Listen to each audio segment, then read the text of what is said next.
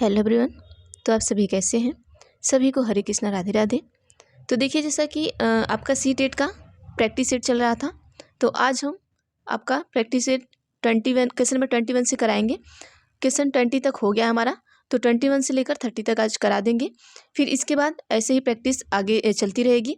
और अगर ये सी टेट का फिर लेंगे, फिर कुछ दिन बाद मैं आपको सी टेट का जो आपका CDP का चल रहा है इसको भी ले रहे हैं। फिर कुछ दिन बाद आपको EVS का लेंगे।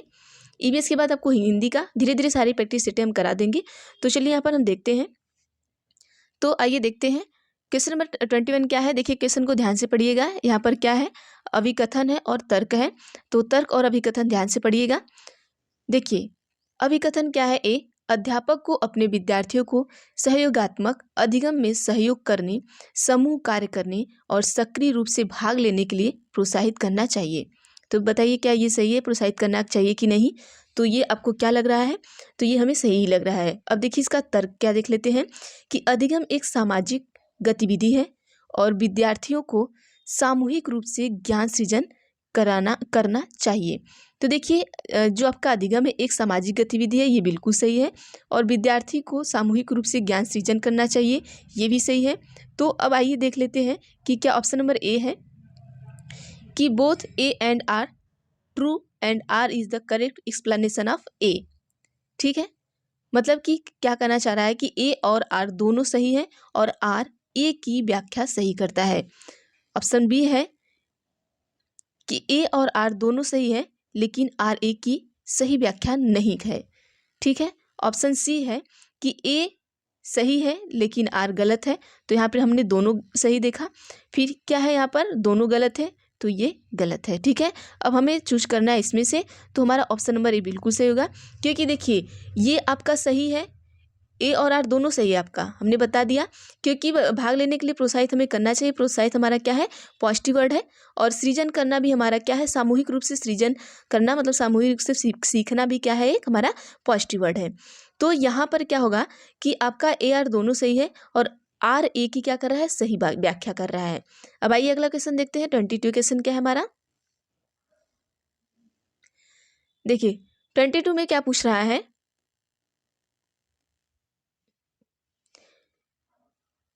शिक्षण अधिगम की निम्न में से कौन सी विधि ज्ञान के सृजन में विद्यार्थियों की सक्रिय भूमिका को महत्व नहीं देता है।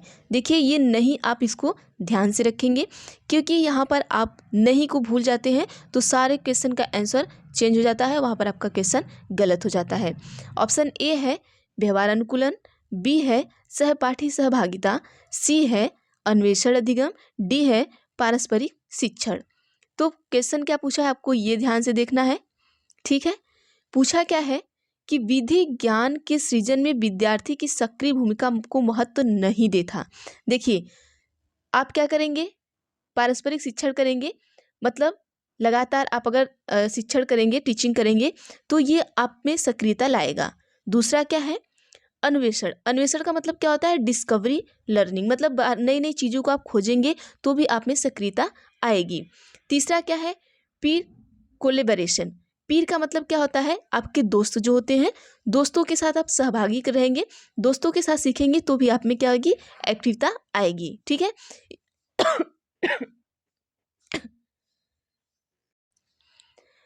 और यहाँ पर क्या हो गया, आपका लास्ट ऑप्शन हमारा बच जाता है व्यवहार अनुकूलन, बिहेवियर कंडीशनिंग। देखिए, आपका जो एक्टिव रूल है, बच्चे में जो एक्टिव रूल है वो इन तीनों से आता है, लेकिन आपके व्यवहार से एक्टिव रूल कुछ भी नहीं आता। आपका व्यवहार कैसा है, क्या है, उसमें एक्टिविता का कोई भी रोल नहीं है। अब आइए अगला देखते हैं क्वेश्चन क्या है हमारा। अगला क्वेश्चन है क्वेश्चन नंबर 23 कि विद्यार्थी किसके द्वारा बेहतर और प्रभावशाली तरीके से सीखते हैं। मतलब इनमें से ऐसा क्या है जिससे विद्यार्थी बहुत अच्छी तरीके से सीखते हैं। पहला है निष्क्रिय अनुकरण, मतलब पसेसिव इमेशंस। ठीक है, दूसरा है रिवार्ड एंड पनिशमेंट, मतलब पुरस्कार और दंड। तीसरा है जिज्ञासा और अन्वेषण। चौथा है कंठस्थीकरण।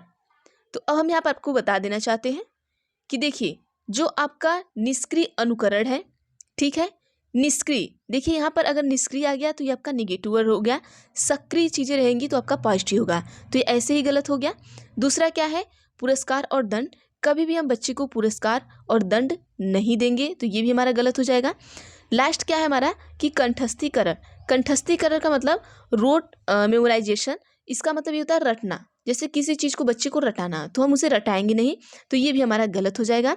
बसता आपका ऑप्शन नंबर सी है, जिज्ञासा और अन्वेषण, इंक्वायरी एंड डिस्कवरी, मतलब बच्चा जब अब जिज्ञासी हो किसी चीज़ के सीखने के लिए और वो चीज़ों को अलग अलग चीज़ों का डिस्कवर करे, मतलब खोज करे, तब बच्चा क्या है, वो उसके लिए प्रभावशाली तरीका है उसके सीखने के लिए। ठीक है, आपको समझ में आ गया होगा कि अगर हम किसी चीज़ को सीखना चाहते हैं तो उसकी खोज करेंगे और उसके प्रति अपनी जिज्ञासा को जागृत रखेंगे। अगला क्वेश्चन है, ये देखते हैं क्वेश्चन नंबर 24 क्या है।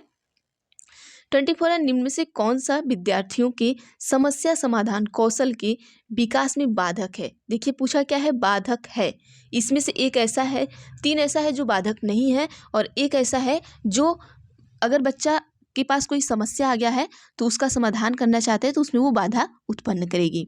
ऑप्शन ए है अनुरूपक चिंतक, देखिए जब आप क्वेश्चन बहुत ध्यान से पढ़ेंगे तो आंसर आप आसानी से दे लेंगे। ठीक है, क्वेश्चन में क्या हमें देखना था, जैसे समस्या समाधान है, बच्चे के अंदर वो समस्या करना चाहता है लेकिन ऐसी कुछ चीज़ें हैं जो उसमें बाधक है, तो इसमें क्या हो सकती है। देखिए एनोलॉजिकल थिंकिंग, मतलब बच्चा जब अनुरूपक चिंतन कर रहा है तो क्या ये बाधक है, बताइएगा। बी है प्रक्रियात्मक स्थिरता, ठीक है, प्रक्रियात्मक स्थिरता में क्या होता है, जैसे फंक्शनल फिक्स्डनेस, जो आपका फंक्शनल फिक्स्डनेस है तो क्या इसकी वजह से होगा। सी है आपका कि बहुविध तरीकों से प्रश्नों का प्रस्तुतिकरण। डी है प्रासंगिक सूचनाओं पर केंद्रित होना। तो आइए हम उत्तर देखते हैं क्या होगा हमारा, तो ऑप्शन नंबर बी हमारा बिल्कुल सही होगा। अब कैसे सही होगा, देखिए जो आपका फंक्शनल, जैसे फंक्शनल मतलब क्या होता है कि हम कहते हैं ना कि ये चीज़ फंक्शन नहीं कर रही, मतलब कार्य नहीं कर रही है। जब आपका कार्य एकदम फिक्स हो जाएगा तो ये आपके मतलब कि जैसे कार्य फिक्स हो जाएगा कि हमें बस इतना एक काम करना है, 2 ही काम करना है, हो सकता है आपका जो समस्या है वो 3 काम से कंप्लीट हो। ठीक है, समस्या का जो समाधान है जब आप तीसरा करें तभी होगा, लेकिन आपका फिक्स है कि नहीं मैं 2 ही काम करूँगा, तीसरे पे नहीं जाऊँगा, तो ये क्या हो सकता है, आप में बाधक उत्पन्न कर सकता है। तो इसीलिए देखिए जब हिंदी ना समझ में आए तो इंग्लिश देखिए और इंग्लिश को अपने तरीके से तोड़ के निकालिए। अब फंक्शनल फिक्स्डनेस, ठीक है, तो अब कोई भी कार्य है, कार्य को अगर हम फिक्स कर दिए कि हम इतने ही कार्य करेंगे, इसके आगे नहीं करेंगे, तो अब समस्या का समाधान जल्दी नहीं कर पाएंगे। अब आगे देखते हैं क्या है हमारा क्वेश्चन, चलिए इसको थोड़ा छोटा कर लेते हैं। सीटेट में यही प्रॉब्लम है कि कुछ क्वेश्चन छोटे होते हैं, कुछ इतने बड़े होते हैं कि वो पूरा स्क्रीन पे आते नहीं हैं। चलिए क्वेश्चन नंबर नहीं दिख रहा है लेकिन क्वेश्चन आपको आई थिंक दिख रहा होगा, तो चलिए देखते हैं क्या है। देखिए विद्यार्थियों द्वारा गृहीत वैकल्पिक अवधारणाएं अध्यापकों द्वारा किस प्रकार संबोधित की जानी चाहिए। जो विद्यार्थी है उनके द्वारा क्या है, ग्रहित वैकल्पिक अवधारणाएं। अब ग्रहित क्या होगा आपको ये देखना होगा, तो इसका इंग्लिश देख लीजिए आप। तो यहाँ देखिए अल्टरनेटिव कंसेप्शंस, ठीक है, क्या है अल्टरनेटिव। अब क्या है, अध्यापकों द्वारा किस प्रकार संबोधित की जानी चाहिए। अब देखिए ऑप्शन देखिए, कभी कभी देखिए हमें क्वेश्चन नहीं समझ में आता तो हमें ऑप्शन में भी समझ में आ जाता है। ऑप्शन ए है कि वैकल्पिक अवधारणाओं की कोई चर्चा किए बिना अनदेखी की जानी चाहिए। तो यहाँ पर क्या हो सकता है, अनदेखी। देखिए अनदेखी आपका क्या हो गया, निगेटिव वर्ड। किसी चीज़ को अगर हम बच्चे को कोई चीज़ सिखा रहे हैं तो हमें अनदेखा करना चाहिए, आप ही बताइए। तो हमें अनदेखा नहीं करना चाहिए, तो ये ऐसे ही गलत हो गया। दूसरा ऑप्शन हमारा है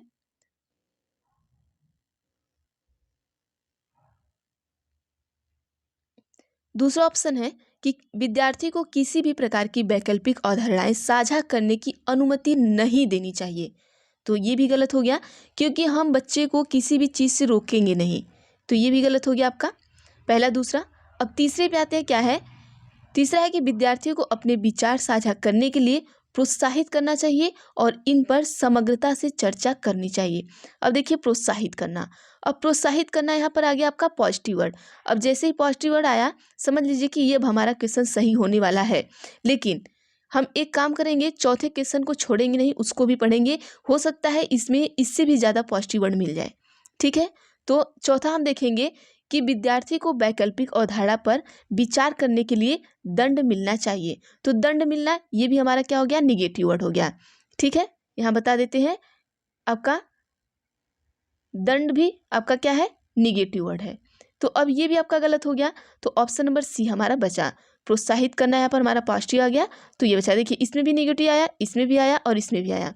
देखिए बड़े क्वेश्चन देख के घबराना नहीं है, उसको ट्रिक से निकालना है। अब आइए अगला देखते हैं क्या है, क्वेश्चन नंबर 26 देखते हैं। 26 में पूछा क्या गया है कि निम्नलिखित में से कौन सा वाह्य अभिप्रेरणा का उदाहरण है। अब वाह्य अभिप्रेरणा आपको नहीं समझ में आएगा, तो आपका जो एक्सटर्नल मोटिवेशन होता है, ठीक है, वाह्य का मतलब क्या होता है, जब एक्सटर्नल मतलब बाहर से आप जो मोटिवेट होते हैं, उसका उदाहरण पूछ रहा है कि कैसे आप बाहर से मोटिवेट होंगे। तो ऑप्शन ए है, जिज्ञासा को संतुष्ट करने के लिए अधिगम। ठीक है, मतलब जिज्ञासा मतलब जो आपके अंदर क्यूरियोसिटी है, तो उसको आप संतुष्ट करने के लिए आप सीखेंगे किसी चीज़ को। बी है कि समझ को समुन्नत करने के लिए अधिगम। सी है कि नगद पुरस्कार पाने के लिए अधिगम। डी है किसी कौशल में निपुणता प्राप्त करने के लिए अधिगम। तो यहाँ पर देखिए क्या होगा, ऑप्शन नंबर कौन सा हमारा सही होगा, बाहरी अभिप्रेरणा जब पूछा है, जब भी बाहरी अभिप्रेरणा पूछे, तो जब हमें अंदर से मोटिवेशन आता है, तो हमें कोई कुछ भी दे दे, कोई किसी चीज़ का लालच दे दे, तो हमें अंदर से मोटिवेशन रहता है। लेकिन जब हमें कोई पुरस्कार देगा या हमें कोई मिठाई देगा खाने को, या कुछ ऐसी चीज़ें अगर हम बच्चे को दे रहे हैं, तो वो सिर्फ ऊपर से ही मोटिवेट होगा। तो वही बाहरी अभिप्रेरणा पूछा है, तो यही आपका ऑप्शन नंबर सी बिल्कुल सही होगा। नगद पुरस्कार पाने के लिए अधिगम, मतलब कि हमें पुरस्कार मिलेगा, वो बाहर से मोटिवेट है, तो वो मोटिवेशन बहुत ज़्यादा दिन तक नहीं चलती आपकी। ठीक, अब अगला आप देखते हैं 27 क्या पूछा है। 27 है कि सायमा, ठीक है, सायमा अपनी असफलता के लिए योग्यता में कमी को उत्तरदायी ठहराती है। ये क्या करती है, अगर असफल है तो अपनी योग्यता में कमी बताती हैं और योग्यता को एक स्थिर रूप की तरह मानती हैं। बार बार असफलताओं का होना उसमें किस प्रकार की भावना का विकास करेगा, मतलब अब वो बार बार असफल हो रही है, तो उसमें किस तरीके का भावना आएगा। जैसे आप ही अगर बार बार क्या है असफल हो रहे हैं, तो आपके अंदर कैसा भाव आएगा, क्या आपके अंदर जिज्ञासा आएगा, क्या आपके अंदर असहायता का सीखा हुआ भाव आएगा, गर्व आएगा या आशा आएगा। तो आप ही अपने ऊपर रख कर देख लीजिए कि आप अगर किसी चीज़ में बार बार असफल हो रहे हैं, तो आपके अंदर क्या हो जाएगा, आप असहायता का सीखा हुआ भाव क्या करेंगे, आपके अंदर आ जाएगा। अब अगला देखते हैं क्या है हमारा 28 क्वेश्चन। 28 है कि आप अपने विद्यार्थियों को कुछ जानकारी याद करवाना चाहते हैं, इस उद्देश्य के लिए आप किस युक्ति से बचना चाहेंगे। देखिए आप उन्हें कुछ जानकारी को याद करवाना चाहते हैं, तो अब जब याद करवाना चाहते हैं तो किस चीज़ से आपको बचना है याद करवाने के लिए। ऑप्शन ए है, आप उन्हें निष्क्रिय रूप से कई बार दोहराने के लिए कहेंगे। बी है कि उनके पूर्व ज्ञान से संबद्धता जोड़ेंगे। सी है ज्ञान को वास्तविक जीवन की समस्या में लागू करने के अवसर देंगे। डी है कि उस अवधारणा हेतु उदाहरण और गैर उदाहरण प्रस्तुत करेंगे। तो यहाँ पर देखिए, यहाँ पर क्या है कि आप उदाहरण देकर बच्चों को सिखाएंगे। ऑप्शन नंबर 4 से हम स्टार्ट करते हैं, उदाहरण देकर सिखाएंगे, सही बात है। ऑप्शन नंबर सी में क्या है कि वास्तविक जीवन से उन्हें हम जोड़ के सिखाएंगे। अगर हम आपको कोई भी चीज़ आपके वास्तविक जीवन से जोड़ के बताते हैं तो वो भी सही होगा। बी है कि हम आपको आपकी जो पहले ज्ञान मतलब पूर्व ज्ञान से संबंध जोड़ना, मतलब जो पहले से आप सीखे हुए उससे जोड़ के आपको हम याद दिलवाएंगे, तो ये भी सही है। लेकिन आप उन्हें निष्क्रिय रूप से कई बार दोहराने के लिए कहेंगे। कई बार दोहराने का मतलब क्या है कि हम आपको रटने के लिए कह रहे हैं, तो यहाँ पर क्या हो जाएगा, एक तरीके से रटना हो जाएगा। तो ऑप्शन नंबर ए हमारा बिल्कुल सही हो जाएगा। हमें बचना है ना, तो हमें रटने से बचना है। तो इसमें से ये तीनों सही है, लेकिन इस उद्देश्य से आप किस युक्ति से बचना चाहेंगे, मतलब इनमें से इन चारों में से ऐसी कौन सा ऑप्शन है जिससे आप बचेंगे। तो ऑप्शन नंबर ए से हम बचना चाहेंगे, तो ऑप्शन नंबर ए बिल्कुल सही होगा। अब आइए 29 देखते हैं। 29 क्वेश्चन क्या है कि निम्नलिखित में से कौन सा व्यक्तिगत कारक है जो अधिगम को प्रभावित करता है। अधिगम का मतलब सीखना, आप किसी चीज़ को सीख रहे हैं, तो इन चारों ऑप्शन में से ऐसा क्या है जो आपको सीखने के लिए प्रभावित कर रहा है, आपको सीखने में रोक लगा रहा है। ठीक है, स्कूली माहौल। बी है आनुवंशिकता। सी है सांस्कृतिक संदर्भ। डी है अध्यापिका और शिक्षा शास्त्र। तो आप बताइए यहाँ पर क्या होगा कि व्यक्तिगत कारक आपको बताना है। तो ऑप्शन नंबर बी हमारा बिल्कुल सही होगा कि जो हमारी हेरिडिटी होती है वो हमें अधिगम करने से रोकती नहीं, क्योंकि हेरिडिटी, सॉरी मैं हेरिडिटी बोल रही हूँ, जो हेरिडिटी होती है, जो हमारा आनुवंशिकता होता है, वो पहले से ही हमारे अंदर होता है। हाँ, हो सकता है आप स्कूल में जाएं, स्कूल में सीखने में देखिए स्कूल में हम सीखते हैं तो यहाँ से हमारा अधिगम प्रभावित होगा, ठीक है। सांस्कृतिक संदर्भ से सीखते हैं, यहाँ से भी होगा। अगर हमारा टीचर सिखा रहा है तो यहाँ से भी होगा। लेकिन यहाँ पर आनुवंशिकता का कोई भी रोल नहीं है कि आनुवंशिकता हमारा है तो हमें अगर हमारे अंदर अच्छी आनुवंशिकता है तो हम अच्छी चीज़ें सीखेंगे, बुरी है तो बुरी चीज़ें सीखेंगे, ऐसा नहीं, इसका कोई रोल नहीं है, ठीक। तो आइए हम देखते हैं क्वेश्चन नंबर 30। तो ये आज का हमारा लास्ट क्वेश्चन होगा। तो आप सभी प्लीज़ बताइएगा कि आप सभी को वीडियो कैसी लगी है, और प्लीज़ आप सभी कमेंट किया करिए ताकि हमें पता चले कि आपको वीडियो कैसी लगती है, चीज़ें आपको समझ में आती हैं कि नहीं आती हैं, हमें ये भी कमेंट किया करिए। और अगर चैनल पे प्लीज़ नए हैं तो चैनल को सब्सक्राइब कर लीजिएगा और बेल आइकन को भी क्लिक कर लीजिएगा, ताकि मैं जो भी पढ़ाऊँ वो आप तक ज़रूर पहुँचे। और जो हम पुराने बच्चे हैं या जो अभी आप नए भी आए हैं तो प्लीज़ वीडियो को शेयर किया करिए ताकि ज़्यादा से ज़्यादा लोग पहुँचे, और अगर आप लाइक करेंगे तो ये वीडियो ज़्यादा से ज़्यादा लोगों तक पहुँचेगी। तो चलिए क्वेश्चन नंबर 30 देख लेते हैं, और बाकी आज के लिए तो इतना ही करते हैं, हम नेक्स्ट क्लास में करेंगे। और आपका दिसंबर मिड या उसके पहले से ही जो क्लासेस हैं हम उसको बढ़ा देंगे। अभी एक एक क्लासेस ले रहे हैं, फिर 2-2 या 3-3 क्लासेस करते जाएंगे, तो हम आपको 1 महीने में चीज़ों को जल्दी से कवर कर लेंगे। चलिए क्वेश्चन नंबर 30 क्या है कि अधिगम किसके द्वारा नकारात्मक रूप से प्रभावित होता है।